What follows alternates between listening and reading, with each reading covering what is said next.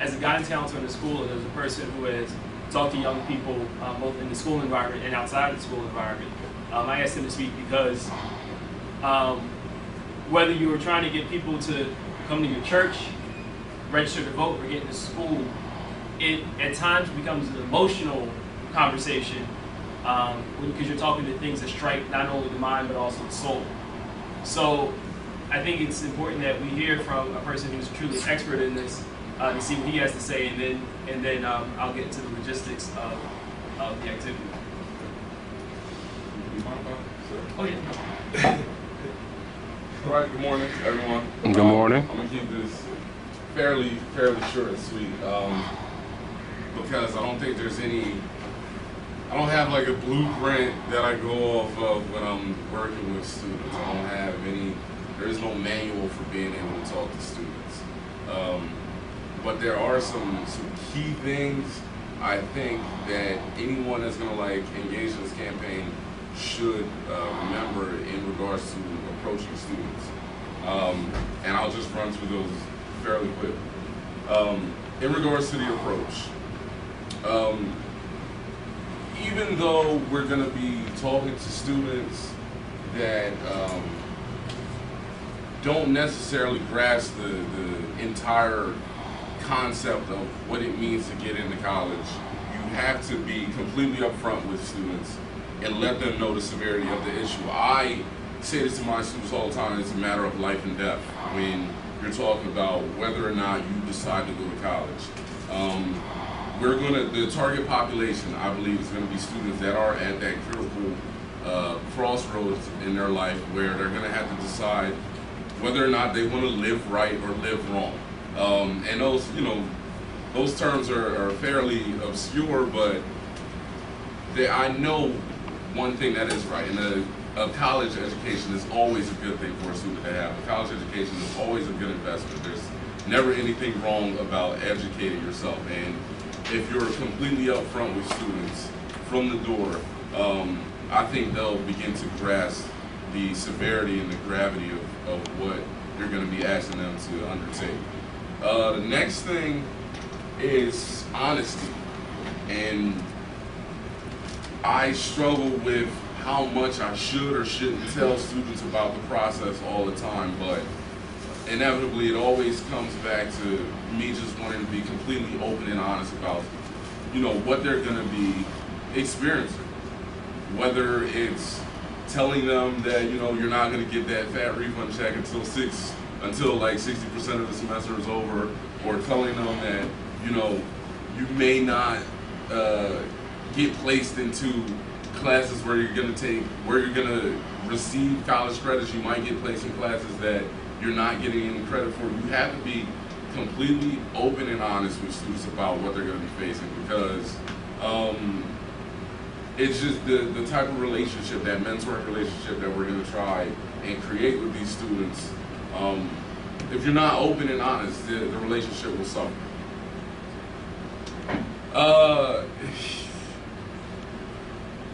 Another one of the key things that I always try to keep in the forefront of my head is to always remain humble.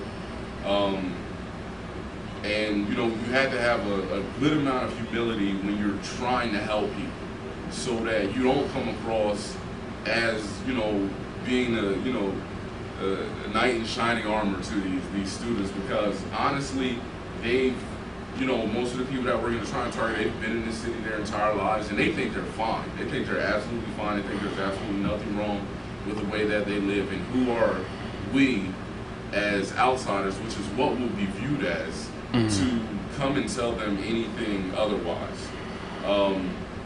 In my duties at Leap Academy, I deal with students that are trying to get into college, and a lot of times I have to humble myself so I can speak to them on a level that they can understand, so that I can speak to them without seeming as though I don't want to have a holier than thou like kind of approach to it. I want to be able to tell them what they need to hear without making them think that they don't know anything, I guess.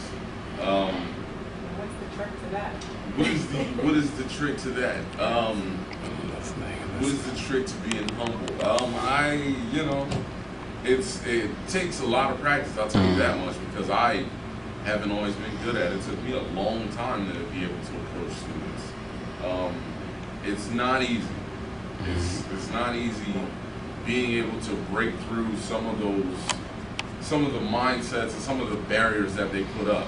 Because when you live in a city, you got to create defense mechanisms. You're constantly under attack, and in growing up in an environment like that, it's not conducive to just taking what anybody approaches you on the street and tries to get you to sign up for. That's not something that Camden City residents are accustomed to doing. Just real quick on that, like when you talk to a student, I think ask them what they want. What do they want out of life, or what do they want to be, and then trying to tie that into what an education can offer. And sometimes you may hear some ridiculous thing when they ask you what do they want to be. But sometimes it's something that definitely attainable for them to And I agree. With C-SPAN, the lady, she was one of the undersecretaries of the Department of Labor under Clinton, and their administration did a survey of high school dropouts, and one of the things they found is that when they asked them what kind of work, this question you just asked, what kind of work did you want to do, most of the men envisioned doing something like fixing cars or getting dirty at work and wearing a uniform. But unfortunately, most of the jobs that they described are the types of jobs that existed like in the 70s and 80s, but they don't exist anymore. Not to say they're not auto mechanics now, because there are, but overall, the types of jobs they described weren't realistic compared to the types of jobs that are available. One of the there's an essay that for young urban leaders I have on the website. It's called "The Perpetuation of the Underclass" by Massey. And one of the things that he talks about is we have to remember that if most people we're talking to in their close-knit circle, the people that they talk to, communicate with every day, their friends on Facebook, their neighbors, very few of them, if any, have a college education. And Dr. Hill gave us this statistic earlier, right? And it's something. So one of the things that we're doing in this initiative is that we're bringing the opportunity of education closer to them, so it seems more realistic. So it's not education isn't on the moon; it's on the cloud, and it's easier to get to the cloud to the moon, right? Because to get to the moon, you have to have a spaceship and you be an astronaut. But to get to the cloud, you just need a helicopter, blimp, or airplane. So it's not something that you can do right now because you don't know how to fly it, but you can get to that. You can get to that point. Is what I'm saying. And the advantage of this is because when you talk to look at Obama. So if I'm trying to register you to vote in 2008, it's easier than maybe another year because you have an end goal that you can see very easily. I want to see a black president. I want to see Barack Obama be our president. So yes, I will register to vote. And with education, it should be even simpler because the end goal here is not a degree, not sitting in class. The end goal is having a good job where you're making a legal, legitimate income with benefits, able to support your family, ending the cycle that probably most people we're talking to have been caught up in, where generation after generation makes the same mistakes that hurt their structure. And to remember, I said at the meeting, telling your own story. Everybody in this room has a part of their own story that relates to the importance of education and the mistake that they've made that helps become humble, right? So I just graduated from my bachelor's in 2010. I guess I was 27 years old. That is not an uncommon thing to have a break in education. So, and a lot of people, what you tell Kirby, I guess you can piggyback off of this. It doesn't really matter as much as what you major in, what program you're in, as much as the fact that you're there. You can change your major, and if you're a new student, you're going to take this. The general requirements are the same anyway. That doesn't matter as much as the fact that you're in that environment, that you're in that school, that you're registered, that you're taking classes. And then once you're there, what you do, what you see what other people are doing, once you learn more about the college environment, once you learn more about the world and your place in it, then it becomes closer. Okay, I want to be a music. God talked to you yesterday. I want to be a music producer. All right, well, Camden County College has a program for that. And it's actually a pretty unique program, a pretty good program. The class fills up every semester. Okay. I want to say a little bit more about humility and coming into being humble. 348, Nick.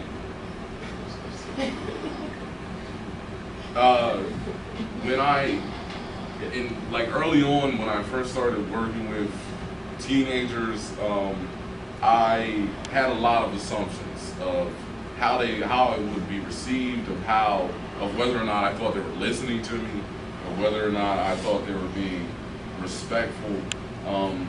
And now, as I've gotten a little bit older, a little bit more experience, I try and block out those assumptions of how my message is being received. And I think you have to do that because the message that we're giving is profound. The gift that we're trying to give is profound.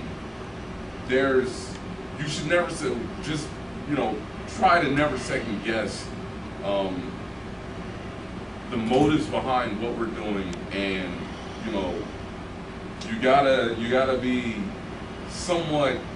You gotta view yourself as being somewhat altruistic, but not to the point where you think you're perfect, I guess. But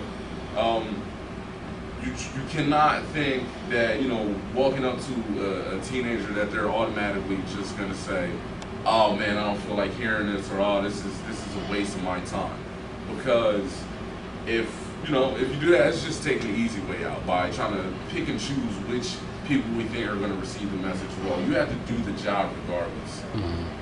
And in the setting that we're going to be in, walking around Camden trying to get students to sign up for either GED classes or get them started at Camden County College, we're going to come in contact with probably a lot of different people and opinions and perspectives.